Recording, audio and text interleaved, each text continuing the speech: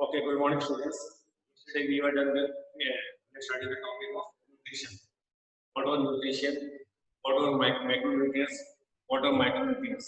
This we have done yesterday. Now, what were macronutrients? That nutrients required in large amount is called macro. The nutrients required in less amount is micronutrients. Example, macronutrients and minerals.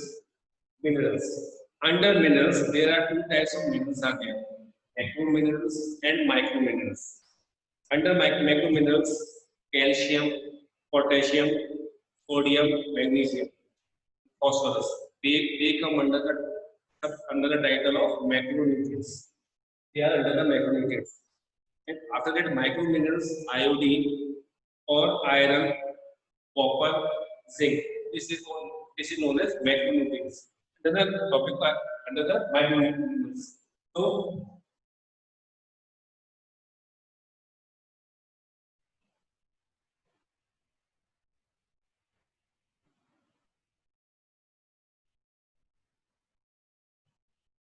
calcium, potassium, sodium, magnesium.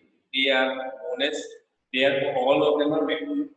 All of them are minerals only, but under the topic of macronutrients. Comes iodine, iron, and chromium or copper. They are micronutrients. Now comes under the topic of micronutrients, vitamins. Vitamins contribute to our energy level and boost our immunity system. Vitamins contribute to our energy level and boost our immunity system. There are two types of vitamins. Again, I'm telling you. In different good exam, it comes and the types of vitamins. How many types of vitamins are there? This silly mistake. It is of 6 types, 10 types, 12 types, 5 types. Vitamin A, vitamin B, vitamin C, vitamin D. Even in the Viva, I mean, same in all of the schools. Our school also. How many vitamins? Vitamin A, vitamin B, vitamin C, vitamin D. No. Only two types of vitamins are there. First one is fat soluble vitamin and water soluble vitamin. Fat soluble vitamin is which dissolves in fat. Which dissolves in fat is fat soluble vitamin. These vitamins are stored in liver and fatty tissues. These types of vitamins are stored in liver and fatty tissues. They also stay longer in our body and likely to cause toxicity since the body cannot excrete them enough. The examples of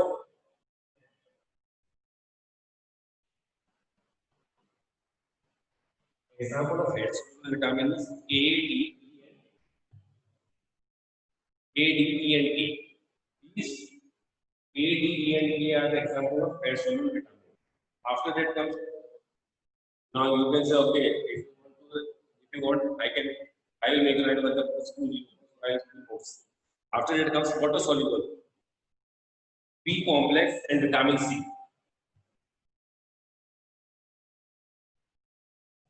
B complexes or vitamin B and vitamin C.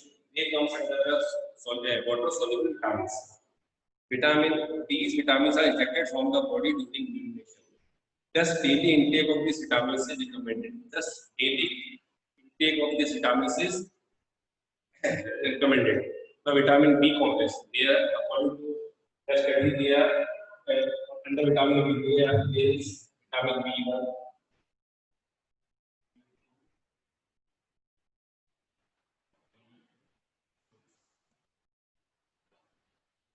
7, 9, and 12. Vitamin B1, vitamin B2, B3, B4, B7, B9, and B7.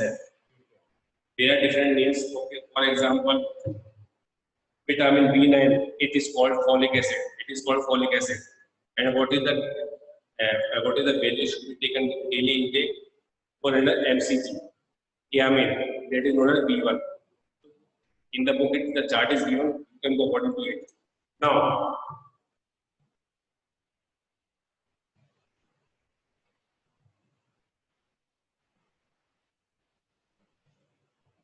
there are two types of component in a diet.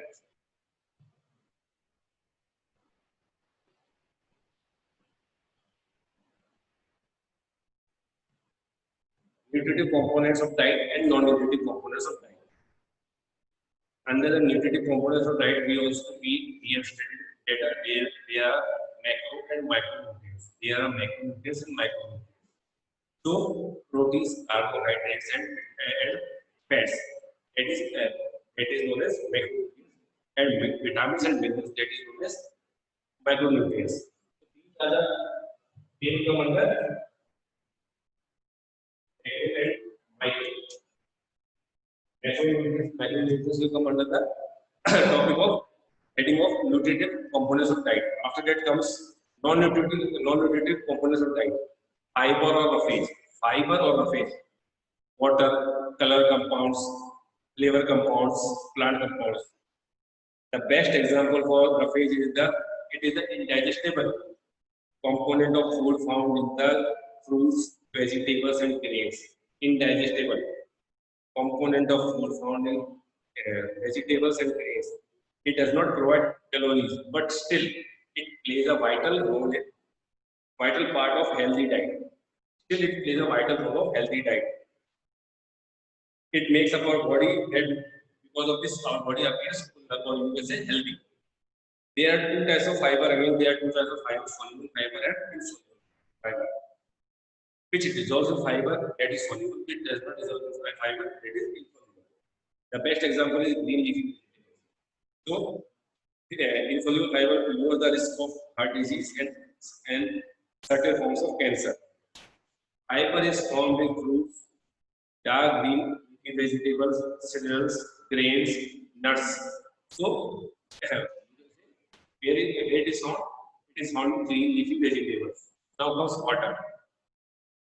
According to USDA, it is considered as a macro. Otherwise, you can see it is non-nutritive. What is the predominant part of our body? It makes up 2/3 of human body weight and 90% of blood. It makes up of 2/3 of body weight and 90% of blood. It is needed by cells and organs for their functioning. Water helps is involved in the digestion, absorption, and transportation of food. Don't add more, only 2 or 3 lines under this topic is enough. Now comes color compounds. We like our food to have certain appetizing colors. Some foods are naturally enriched, and some are with attractive colors, such as fruits, while others like animal products are done in monochromatic shades. So, white is white, milk is white due to the reflection of light from the scattering of milk. Now comes flavor compounds and plant compounds. Just read it, the topic will be over. Now comes meaning of healthy weight. Meaning of healthy weight. Last year we have done what is healthy weight and what is BMI. You know what is BMI? In our class 11 we have done body mass index. Body mass index is the ratio of the weight to the square of height in meters.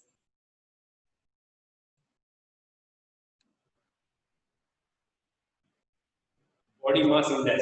You can say